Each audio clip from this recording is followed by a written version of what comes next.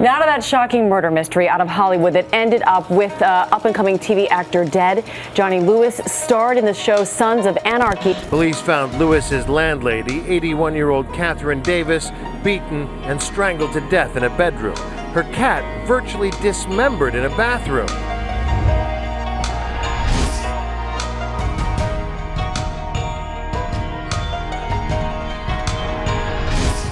With a striking presence and undeniable charisma, Johnny Lewis burst onto the scene, captivating audiences with his remarkable acting prowess. His journey was one of promise and potential. As he secured roles in popular TV shows and films, his life seemed almost destined to be one in the spotlight. Although amongst Hollywood's glitz and glamour, where dreams are chased and destinies are often rewritten, there exists a shadowed side that rarely sees the light. It's a place where fame and fortune can clash with personal demons and where tragedy can strike the most promising stars. Today we talk about the tragedy of a death that was Johnny Lewis and how it affected many people's lives, including the life of Katy Davis, who I will be drawing throughout this story time.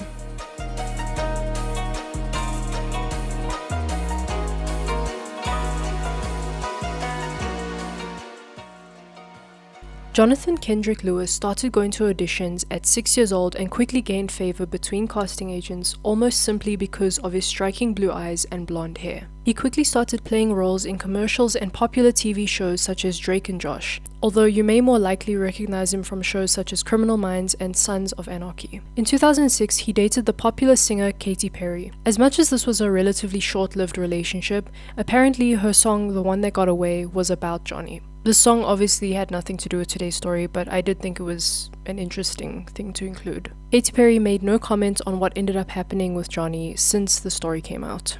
In 2009, Johnny requested that the writers of Sons of Anarchy would write Johnny's character off, simply because he didn't like the direction the show was going in. Johnny was more the type of guy to read poetry, play chess, things like that. The show that he was acting in became progressively more and more violent as the show went on, and he felt that it didn't make sense to play a character that didn't resonate with his character. He just was not a violent person. I cannot emphasize that enough. This man was not a violent person at this point. After being written out of the show, Johnny decided to focus less on acting and more on a novel he was writing about a musician trying to make it in the world. So because of this, Johnny needed a space where he could focus his attention solely on what he was writing. Johnny stayed in a 6-bedroom villa in Hollywood where up-and-coming actors and actresses would stay while they focused on getting roles in plays, getting roles in films, just to take a break and focus on their careers as actors. The owner of this building, also the lady who I'm drawing in this video's name, is Katy Davis. Katy, who also stayed in this villa, would look after the people who stayed there. She'd make them food and offer them transport if they needed it. She was just overall somebody that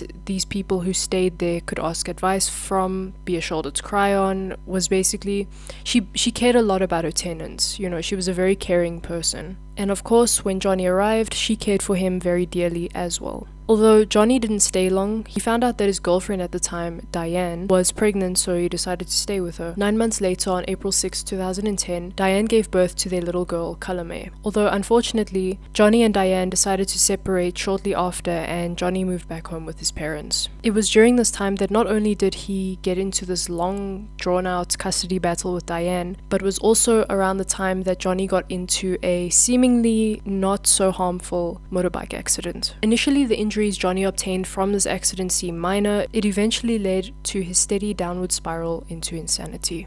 According to Johnny's father, Michael, Johnny's behavior immediately changed after they got home from the hospital. He was acting weird and getting agitated all the time. So obviously the first assumption Michael had was that there was some sort of injury or trauma to the brain that doctors probably missed. So to make sure and for everybody's peace of mind, Michael scheduled 2 MRI scans for Johnny that for some reason Johnny refused to attend. Johnny's behavior just started getting increasingly strange over the next few months. but only got alarming on January 3rd, 2012 when Johnny was charged for trespassing, burglary, and assault all in one day. Basically what happened was apparently he heard screams coming from somebody's house, so he broke in and found nobody there, and then two men entered the house, the men that owned the house, and tried to get him to leave. So naturally, Johnny picks up a bottle and starts swinging and ends up striking both of these men. Johnny was sent to the Twin Towers jail where things just escalated more. In jail, he smashed his head into concrete and tried to jump from a 2-story high balcony. This is when he was finally sent to a psychiatric hospital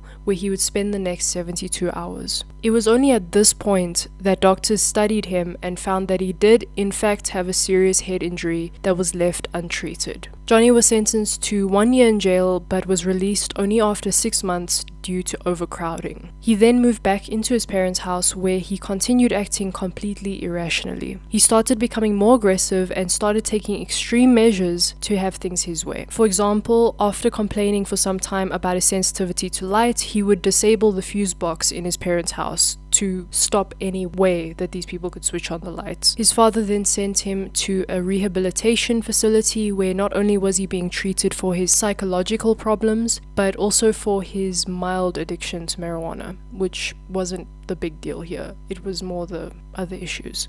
From there on, Johnny's condition actually started to subtly improve and he started to feel a bit better. He decided to go back to the writer's villa again after he left the rehab to stay for a while he devoted his time to working on his book and trying to get his life back on track again. September 26, 2012 is when things really started to take a very violent turn. A man by the name of Dan Blackburn describes his interaction with Johnny moments before Johnny's death. He said he saw Johnny pacing his yard before hearing a knock on the door. He opened the door and Johnny awkwardly introduced himself and randomly turned around and marched away. Not long after, Dan heard a blood-curdling scream coming from his wife in the backyard. He quickly runs over to see what's going on and finds Johnny brutally beating their house painter. Dan actually tried to stop Johnny by punching him in the face, but apparently this had no effect. It was like Johnny was almost in a trance-like state where he was just so focused on attacking this house painter. Somehow Dan managed to rush the painter and his wife into their home before Johnny could do any more damage. This is when Dan called the authorities, and what the police ended up finding was heartbreaking. The police investigated the villa where they found Katy Davis and her cat deceased in one of the bathrooms. She and her cat had been brutally and mercilessly beaten to death. They also found Johnny deceased in the driveway of the villa. It's suspected that he died after attempting to jump and run from the roof of the villa. They investigated Johnny's room in the villa after having to tread carefully over broken glass from the windows, where they found a rusty hammer with traces of blood on it.